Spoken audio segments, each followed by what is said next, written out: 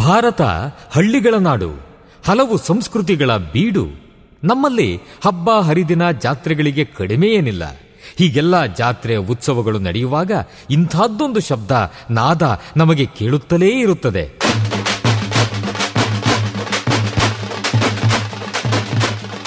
ಒಮ್ಮೊಮ್ಮೆ ಹೊಸ ಉತ್ಸಾಹ ಬಡಿದೆಬ್ಬಿಸುವ ನಾದ ವೈಭವ. ಇದು ತಮಟೆಯ ಸದ್ದು, ಡೊಳ್ಳಿನ ಸದ್ದು.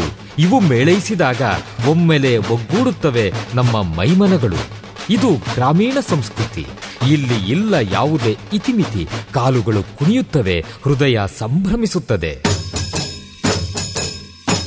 ಕರ್ನಾಟಕದ ವೈಶಿಷ್ಟ್ಯ ನಿಮ್ಮ ಸಮುದಾಯ ರೇಡಿಯೋನಲ್ಲಿ. Radio active 90.4 megahertz. ಕೇಳಿ ರೇಡಿಯೋ ಆಕ್ಟಿವ್ ಆಗಿ ಆಕ್ಟಿವ್ ಆಕ್ಟಿವ್ ಆಕ್ಟಿವ್ ಆಕ್ಟಿವ್. ನಮಸ್ಕಾರ ಸ್ನೇಹಿತರೆ, ನೀವು ಕೇಳ್ತಾ ಇದ್ದೀರಾ ಬೆಂಗಳೂರಿನ ಮೊಟ್ಟಮೊದಲ ಸಮುದಾಯ ಬಾನುಲಿ ಕೇಂದ್ರ 90.4 ಕಂಪನಾಂಕಗಳಲ್ಲಿ. ಇದು ರೇಡಿಯೋ ಆಕ್ಟಿವ್. ನಾನಿದ್ದೀನಿ ನಿಮ್ಮ ರೇಡಿಯೋ ಗೆಳತಿ ರಾಧಾ. ಕೆಳಗರೆ ಇವತ್ತಿನ ಘನತೆಯ ದುಡಿಮೆ ಕಾರ್ಯಕ್ರಮಕ್ಕೆ ನಿಮ್ಮೆಲ್ಲರಿಗೂ ಆತ್ಮೀಯವಾದಂಥ ಸ್ವಾಗತ. ಇವತ್ತಿನ ಘನತೆಯ ದುಡಿಮೆ ಕಾರ್ಯಕ್ರಮದಲ್ಲಿ ನಮ್ಮ ಜೊತೆ ಇದ್ದಾರೆ ನಂದಿನಿ ಅವರು. ಅವರು ಯಾಕೆ ಈ ವೃತ್ತಿಗೆ ಬಂದರು, ಈಗ ಅವರ ಲೈಫ್ ಸ್ಟೈಲ್ ಹೇಗಿದೆ, ಎಲ್ಲ ವಿಚಾರಗಳನ್ನು ಇವತ್ತಿನ ಒಂದು ಸಂಚಿಕೆಯಲ್ಲಿ ನಮ್ಮೊಟ್ಟಿಗೆ ತಿಳಿಸ್ಕೊಡ್ತಾರೆ. ಹಾಗಾದ್ರೆ ಬನ್ನಿ ಇವತ್ತಿನ ಘನತೆಯ ದುಡಿಮೆ ಕಾರ್ಯಕ್ರಮಕ್ಕೆ ಅವ್ರನ್ನ ಸ್ವಾಗತಿಸೋಣ. ನಂದಿನಿ ಅವರೇ, ನಮಸ್ತೆ. ನಿಮ್ಗೆ ಎಲ್ಲಿವರೆಗೂ ಓದಿದ್ದೀರಾ ನಂದಿನಿ? ನೀವೇ ಮುಂದಕ್ಕೆ ಯಾಕೆ ಓದ್ಲಿಲ್ಲ ನಂದಿನಿ?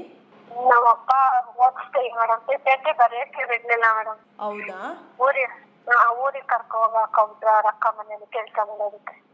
ಅವ್ರ ಅಕ್ಕನ ಮನೆಗೆ ಕಳಿಸ್ಬಿಟ್ರ ನಿಮ್ಮನ್ನ ಊರಿಗೆ ಓದಿಸ್ತಲೆ? ನಿಮ್ ತಂದೆ ಏನ್ ಕೆಲಸ ಮಾಡ್ತಾ ಇದ್ರು ನಂದಿನಿ? ಅವರು ಲಾರಿ ಡ್ರೈವರ್ ಇದ್ರು. ಎಷ್ಟ್ ಜನ ಮಕ್ಳು? ನಾವು 4 ಜನ ಮೇಡಮ್. ಒಬ್ಬ ಅಣ್ಣ, 2 ತಂಗಿದಿರು. 2 ತಂಗಿದ್ದೀರಾ? ಯಾರು ಓದಿಲ್ಲ ನಿಮ್ ಮನೇಲಿ? ನಮ್ಮ ಮನೇಲಿ ಯಾರು ಓದಿಲ್ಲ. ಅಪ್ಪನೂ ಕಮ್ಮಿನೇ, ಅಮ್ಮನೂ ಓದೇ ಇಲ್ಲ. ತಂಗಿ SLC ಫೇಲು, ಇನ್ನ ಒಬ್ಳು 4ನೇ ಕ್ಲಾಸ್ಗೆ ಬಿಟ್ಬಿಟ್ರು. ತಂಗಿನೇ ಜಾಸ್ತಿ ಓದ್ತಿದ್ದೆ, SLC ಓದ್ಲಿ ಅಂತ. ಅವ್ಳು ಫೇಲ್ ಆದಂತ ಅವಳೇ ಬಿಟ್ಟಿದ್ದು. ನಂದಿನಿ, ಯಾವ ಏಜಿಗೆ ಮದ್ವೆ ಆಯ್ತು ನಿಮ್ಗೆ? ನಮ್ದು ಒಂದು 13 ಇರ್ಬೇಕು ಮೇಡಮ್ ಮದ್ವೆ ಆಗಿದ್ದು. 13-14. ಅಷ್ಟು ಚಿಕ್ಕ ವಯಸ್ಸಿಗೆ ಮದ್ವೆ ಮಾಡ್ಕೊಂಡ್ಬಿಟ್ರಾ? ಮಾಡ್ಬಿಟ್ರು ಮೇಡಮ್. ಅವಾಗೆಲ್ಲ ದೊಡ್ಡವಳಾಗಿದ್ದಷ್ಟೇ, ಬೇಗ ಮಾಡ್ಬಿಟ್ರು. ಋತುಮತಿ ಆಗಿದ್ರಾ ನೀವು? ದೊಡ್ಡವ್ರು 12 ವರ್ಷಕ್ಕೆಲ್ಲ ಆಗಿದ್ದು. 12 ವರ್ಷಕ್ಕೆಲ್ಲ ಆಗಿದ್ರಾ? ಅಂದ್ರೆ ಋತುಮತಿ ಆಗಿ ನಿಮ್ಗೆ ಬೇಗ ಮದ್ವೆ ಮಾಡ್ಬಿಟ್ಟಿದ್ದಾರೆ 1 ವರ್ಷಕ್ಕೇನೆ? ಮೇಡಮ್ 1 ವರ್ಷನೇ ಮನೇಲಿ ಇದ್ದಿದ್ದು. ಯಜಮಾನ್ ಏನ್ ಕೆಲಸ ಮಾಡ್ತಾ ಇದ್ರು? ಅವರು ಲಾರಿ ಡ್ರೈವರ್. Lorry driver. ಎಷ್ಟು ಜನ ಮಕ್ಳು ನಂದಿನಿ ನಿಮ್ಗೆ? 2 ಇದ್ದಾರೆ ಮೇಡಮ್. ಏನ್ ಮಕ್ಳು ನಿಮ್ಗಿರೋದು? ಮಕ್ಳು.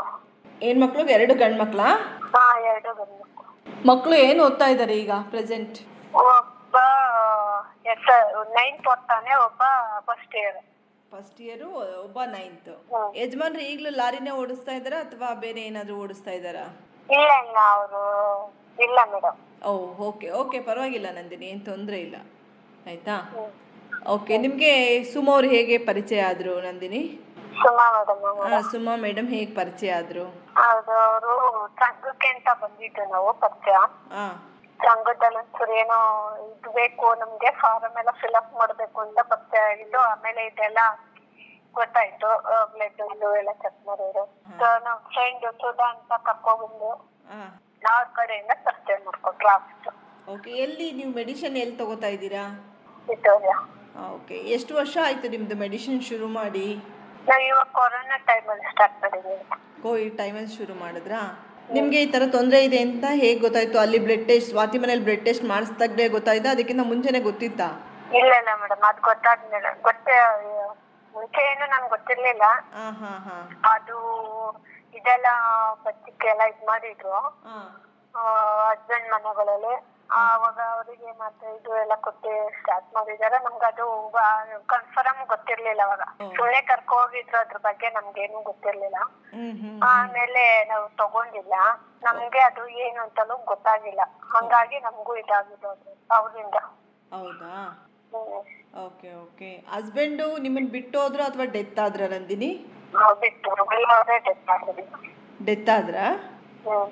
ಓಕೆ, ಅವ್ರದ್ದೇನು ಪ್ರಾಪರ್ಟಿ ಎಲ್ಲ ಏನು ಇರಲಿಲ್ವಾ ನಂದಿನಿ? ಆಸ್ತಿ ಮನೆ ಆಗಲಿ ಏನಾಗಲಿ? ಇಲ್ಲ ಮೇಡಮ್, ಏನಿಲ್ಲ, ಆಸ್ತಿ ಪಾಸ್ತಿ ಏನಿಲ್ಲ ಮೇಡಮ್. ಕೂಲಿ ಮಾಡ್ಬೇಕು, ತಿನ್ಬೇಕು. Okay okay. ಯಾವ ಊರ್ ಕಡೆಯವರು ಅವರು, ಗಂಡನ ಮನೆಯವರು? ಅವ್ರು ಬೆಂಗಳೂರೇ ಮೇಡಮ್. ನಿಮ್ದು ಊರು? ನಮ್ದು ಹಾಸನ. ಹಾಸನ.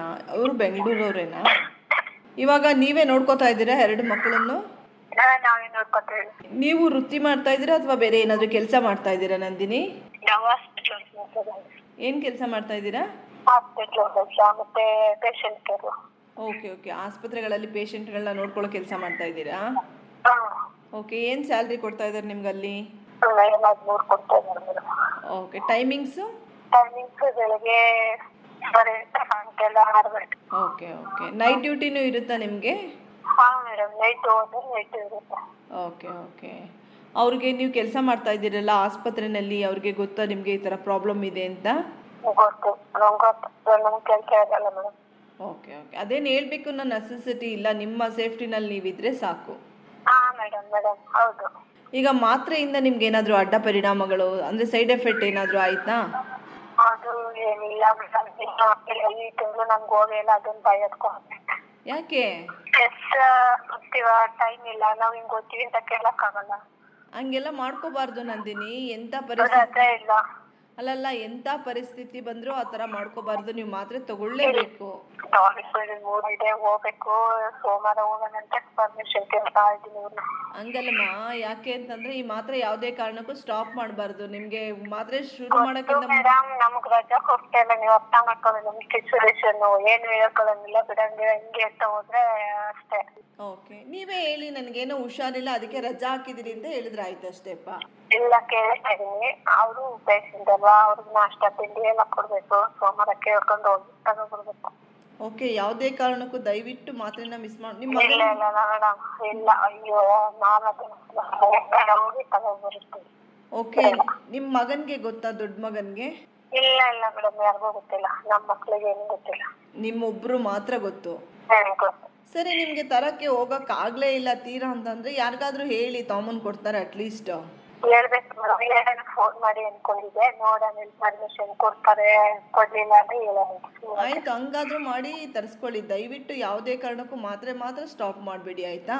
ಇಲ್ಲ ಇಲ್ಲ ಮೇಡಮ್, ತಗೊಂಡಿದ್ದೀನಿ. ಓಕೆ. ಯಾರಾದ್ರೂ ಪಾರ್ಟ್ನರ್ ಇದ್ದಾರಾ ನಿಮ್ಗೆ ನಂದಿನಿ? ಇದ್ರು ಮೇಡಮ್, ಇವಾಗಿಲ್ಲ. ಹಾಕಿದ್ದೀನಿ ದೂರ. ಇವಾಗ ದೂರ ನಿಮ್ ಜೊತೆ ಇಲ್ಲ ಅವರು? ಇಲ್ಲ ಇಲ್ಲ ಇಲ್ಲ. ಮತ್ತೆ ಓಕೆ ನಾನು ಸೇರ್ತೀನಿ. ನಮ್ಮ ಈಗ ಚೆನ್ನಾಗಿರ್ಕೋಬೇಕು ನಾವು. ಓಕೆಪ್ಪ. ಇವಾಗ ನೀವು ಏನಾದ್ರು ಉಳಿತಾಯ ಮಾಡಿದ್ದೀರಾ ಸ್ವಾತಿ ಮನೆಯಲ್ಲಿ? ಮನೆಯಲ್ಲಿ ಮಾಡ್ತಾ ಇರ್ತಾರೆ ಮೇಡಮ್. ಒಂಚೂರು ಪ್ರಾಬ್ಲಮ್ ಇತ್ತು, ಕೆಲಸ ಇರ್ಲಿಲ್ಲ. 3 ತಿಂಗಳು ಮನೇಲೇ ಇದ್ದೆ, ಹಂಗಾಗಿ ಏನು ಮಾಡಕ್ ಆಗಿಲ್ಲ ಪಾಪ. ಒಂದ್ 500 ರೂಪಾಯಿ ಮಾಡ್ತಾ ಇದ್ದೀನಿ. ಓಕೆ. ಏನಾದ್ರೂ ಸಪೋರ್ಟ್ ಮಾಡಿದ್ರ ಸ್ವಾತಿ ಮನೆಯವರು? ನ್ಯೂಟ್ರಿಷನ್ ಸಪೋರ್ಟ್ ಆತರ ಏನಾದ್ರು?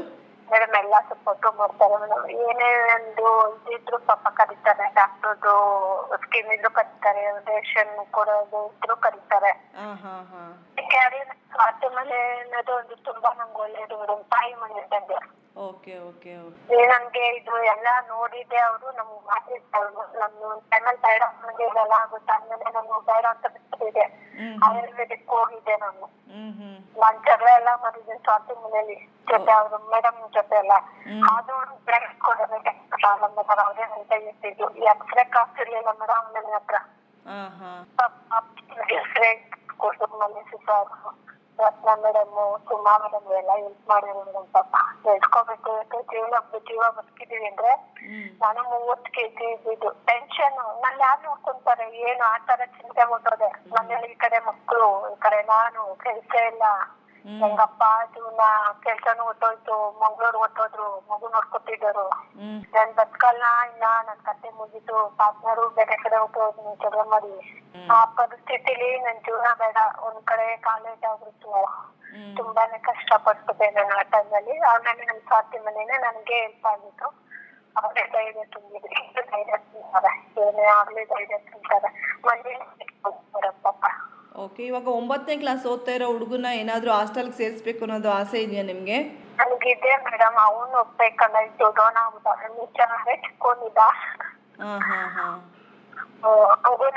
Okay okay. ಮಗನ್ನ ಕೇಳಿ ನೋಡಿ, ಅವನೇನಾದ್ರೂ ಹೋಗ್ತೀನಿ ಅಂದ್ರೆ ಬೇಕಾದ್ರೆ ಹಾಸ್ಟೆಲ್ಗೆ ಸೇರ್ಸೋಣ. ಹೇಳ್ತೀನಿ. ನಾನು ಇನ್ನ ಏನು ಮಾತಾಡಿಲ್ಲ ಅವ್ರ ಹತ್ರ ಪರ್ಸನಲ್ ಕುತ್ಕೊಂಡು. Okay okay. ಕೇಳಿ ನೋಡಿ ಹಾಕ್ಬೇಕು ಅಂತ ಇದೀನಿ. ನಾವ್ ಇದೆಲ್ಲ ಹೇಳಕ್ ಆಗಲ್ಲ, ಬೇರೆ ತರ ಹೇಳಬೇಕು. ಹಿಂಗಿದೆಯಪ್ಪ, ನಂಗೆ ಕಷ್ಟ ಆಗ್ತಿದೆ, ನೀನು ಓದು, ನಿಮ್ದು ಭವಿಷ್ಯ ನಿಮ್ದು ಅಂತ ಹೇಳ್ಬೇಕು. ಚೆನ್ನಾಗಿ ಓದ್ತಾನ ಮಗ? ಹಾ, ಚಿಕ್ಕೊಂಡ್ ತುಂಬಾ ಶಾರ್ಪ್ ಇದೆ ಮೇಡಮ್. Okay okay. ಅವನ್ನ ಇಂಜಿನಿಯರ್ ಮಾಡ್ಬೇಕು ಅನ್ನೋದೊಂದು ಚೆನ್ನಾಗಿ ಓದ್ತಾನೆ. ಹೌದಾ? Okay okay. ಹಾಗಾದ್ರೆ ನೋಡೋಣ, ನೀವು ಮಗನ ಜೊತೆ ಕುತ್ಕೊಂಡು ಮಾತಾಡ್ಬಿಟ್ಟು ನಮ್ಗೆ ಬೇಗ ತಿಳಿಸ್ಬೇಕು. ಸೋಮವಾರದೊಳಗಡೆ ತಿಳಿಸಿ, ಆಯ್ತಾ?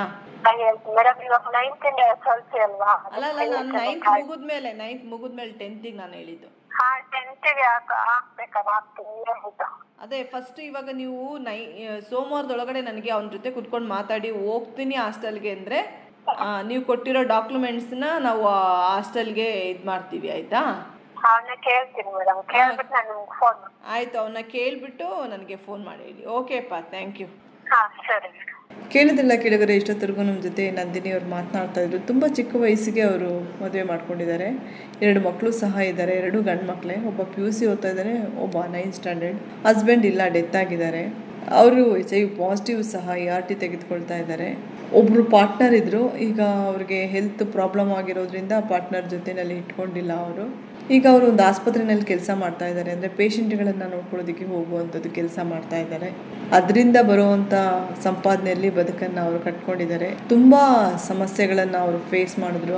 ಆ ಸಂದರ್ಭದಲ್ಲಿ ಸ್ವಾತಿ ಮನೆಯವರಿಗೆ ತುಂಬಾ ಸಪೋರ್ಟಿವ್ ಆಗಿ ಅವರ ಆಸ್ಪತ್ರೆ ಟ್ರೀಟ್ಮೆಂಟ್ ಆಗಿರ್ಬೋದು, ಅದಕ್ಕೆ ಭರಿಸುವಂಥ ವೆಚ್ಚವಾಗಿರ್ಬೋದು, ಎಲ್ಲವನ್ನು ಸ್ವಾತಿ ಮನೆ ನೋಡಿಕೊಂಡು ಇವತ್ತು ಅವ್ರು ಹೇಳ್ತಾ ಇದ್ರು, ನನಗೆ ಒಂದು ತವ್ರ ಮನೆ ಥರ ಇದೆ ಸ್ವಾತಿ ಮನೆ ಅಂತ. ಖಂಡಿತ ಒಬ್ಬೊಬ್ಬರು ಜೀವನದಲ್ಲಿ ಕೆಲವೊಂದು ತಿರುವುಗಳು ತೆಗೆದುಕೊಂಡಾಗ ಯಾರಾದರೂ ಒಬ್ಬರನ್ನ ಸಹಾಯಕ್ಕೆ ಅಂತ ದೇವ್ರು ಖಂಡಿತ ಇಟ್ಟಿರ್ತಾರೆ.